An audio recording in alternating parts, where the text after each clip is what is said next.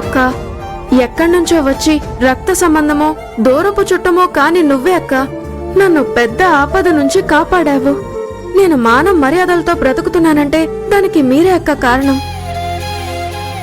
అవును సత్య, మా ఇంటి గౌరవాన్ని కాపాడిన దేవతవమ్మా నువ్వు. నీకోసం నేను ఏమైనా చేస్తానక్క. నేను మీ జీవితాన్ని కాపాడొచ్చు, కానీ మీరు నా ప్రాణమానాల్నే కాపాడారు. దాని ముందు ఇది పెద్ద విషయమే కాదక్క. అది ఎప్పుడో ముగిసిపోయిన విషయం కదా ఆర్తి. అప్పుడు ఒకవేళ ఆ దారుణం జరిగి ఉంటే ఇప్పుడు మా ఈ కుటుంబం అంతా శోక సముద్రంలో మునిగిపోయేదమ్మా. నా కుటుంబం ఏ పరిస్థితిలో ఉండేదో ఏమో. నేను ప్రాణాలతో ఉండేదాన్ని కాదు, అది తలుచుకుంటూ కుంగి కృషించిపోయి చచ్చేదాన్ని. కాని అలాంటిదేమీ జరగలేదు. నువ్వు దాన్ని అడ్డుకుని కాపాడావు. ఈ కుటుంబం నీకు ఎప్పటికీ జీవితాంతం రుణపడి ఉంటుందమ్మా. అవును సత్య, నీకోసం మేం ఏవైనా చేస్తాం. మళ్ళీ మళ్ళీ మీ అందరికీ నేను ఇది చెప్పాల్సి వస్తోంది. ఈ రుణాన్ని నేను ఎలా తీర్చుకుంటానో తెలియడం లేదు. రుణాన్ని మేము తీర్చుకుంటున్నామక్క. సరే సరే, సమస్య తాత్కాలికంగా సాల్వ్ అయింది. మనం దాని గురించి మాట్లాడుకోవద్దు. కామాక్షి, పిల్లలకి కాఫీ టిఫిన్ ఏదైనా పెట్టు. రెడీగా ఉందండి, తీసుకొస్తా.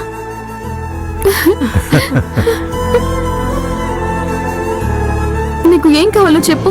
ఏం కావాలన్నా సంకోచించకుండా అడుగు ఆర్తి. నాకు ఒకే ఒక రోజు అమ్మ వంట నుంచి బ్రేక్ కావాలక్క. కొట్టానంటున్నా, చూడే ఇది ఎలా మాట్లాడుతుందో.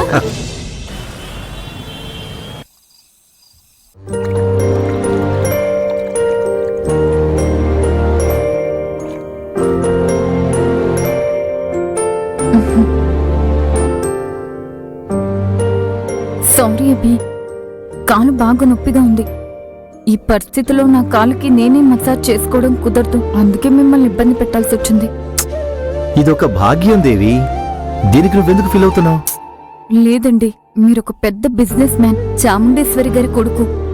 ఇప్పుడు మీరు నా కాళ్ళు పట్టుకునే స్థితికి వచ్చింది కదా, అందుకే ఇబ్బందిగా ఉంది. అడవికి రాజైనా సరే ఇంట్లో మాత్రం పనుడే. నువ్వు లేకుండా ఎన్ని రోజులు బాధపడ్డానో, కృంగిపోయానో. అంతెందుకు ఆత్మహత్య చేసుకోవాలనుకున్నా. నేను కూడా అభి, మీరు లేని జీవితం శూన్యంలా అనిపించింది. మనకి పెళ్ళవడం కూడా నాకు 8వ వింతలా అనిపించింది. అత్తయ్య ఇప్పుడు నన్ను మనస్ఫూర్తిగా స్వీకరించడం అంతకంటే పెద్ద ఆశ్చర్యంగా ఉంది. కానీ ఇదంతా జరిగిందంటే దానికి కారణం నా కడుపులో పెరుగుతున్న మన బిడ్డ మాత్రమే. నేను లేకపోతే నీ కాళ్ళకి మసాజ్ చేసి ఎవరు మందు పూసేవారు దేవి? సత్య, ఎందుకు సంకోచిస్తున్నావు? ఈ మధ్య నువ్వు సత్యతో మాట్లాడుతున్నట్లేవు. మీకిష్టం లేదని తెలిసిన తర్వాత ఇక మీదట దాంతో స్నేహం చేయడం, మాట్లాడడం ఎందుకండి? నాకు నచ్చలేదని మాత్రమే కాదు, తను డబ్బున్న ఇంటమ్మాయి. అమ్మ దగ్గర అనుకువగా ఉండటం లేదు. అమ్మ కూడా తనని వదిలేశారు. కానీ తను మాత్రం నీతో మంచిగా మాట్లాడి వశపరుచుకొని తన మాట వినేలా చేసింది చూసావా? నీతో ఎన్ని అబద్ధాలు చెప్పించింది. మీ అమ్మా నాన్న ఊరంతా అప్పులు చేశారని, ఇల్లు అమ్ముకొని ఊరు వదిలి వెళ్ళిపోయారని ఇలా మాట్లాడమని చెప్పి బెదిరించింది కదా. నువ్వెందుకు తనకి భయపడి ఇలాంటి అబద్ధాలు చెప్పావు?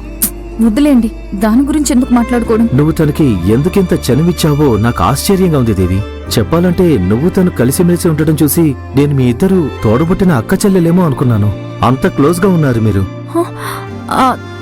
తనకి నాకు ఏం సంబంధం ఉంటుందండి?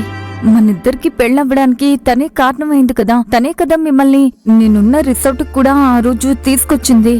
తన వల్లే కదండి మనం కలుసుకున్నాం.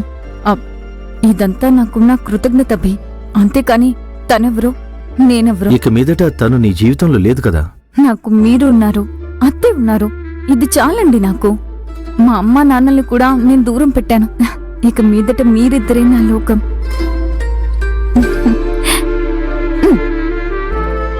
సత్యం మన ఇద్దరి మధ్యలో రాకుండా ఉంటే చాలు దేవి. మన మధ్య సమస్యలనేవే రావు. అది మాత్రం నువ్వు చూసుకో. ఇక మీదట తను రాదండి.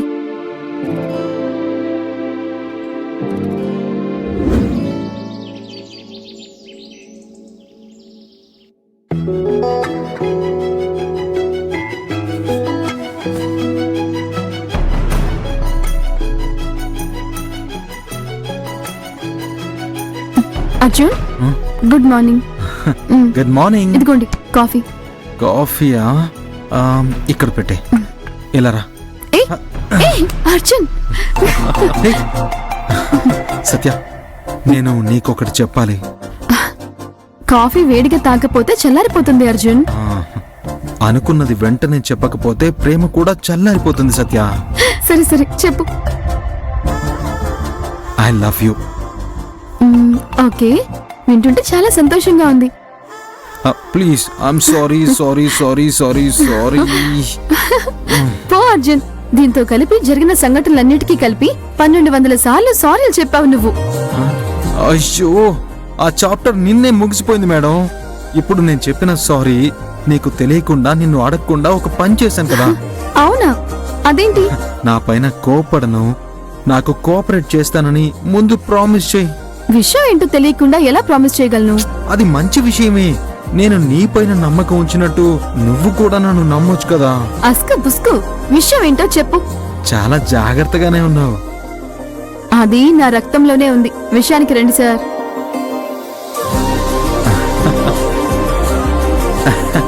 టంటడాయ్. ఫ్లైట్ టికెటా?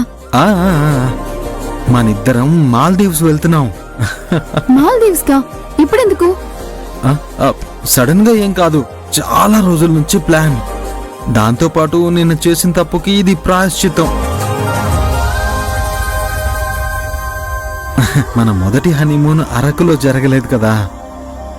రెండో హనీమూన్ కి ప్లాన్ చేశాను. అయ్యయ్యో, నాకిక్కడ చాలా పనులున్నాయి బాబు. ఇలా మాట్లాడావంటే నిన్ను వదిలేసి నేను ఒక్కనే ఒంటరిగా హనీమూన్కి వెళ్ళిపోతా. అప్పుడది హనీమూన్ అవ్వదు, సోలో మూన్ అవుతుంది. ఏయ్, బీ సీరియస్.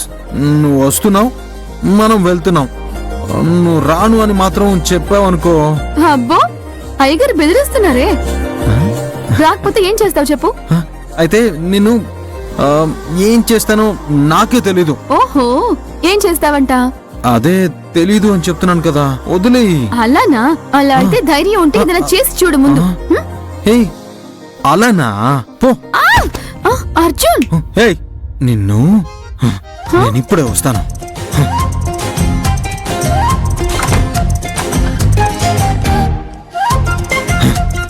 హే, ఏంటి ఏంటి నేను నిన్ను రమ్మని పిలుస్తుంటే సరే వస్తానని చెప్పడం తెలీదా? నీకంత పొగరా నిన్ను.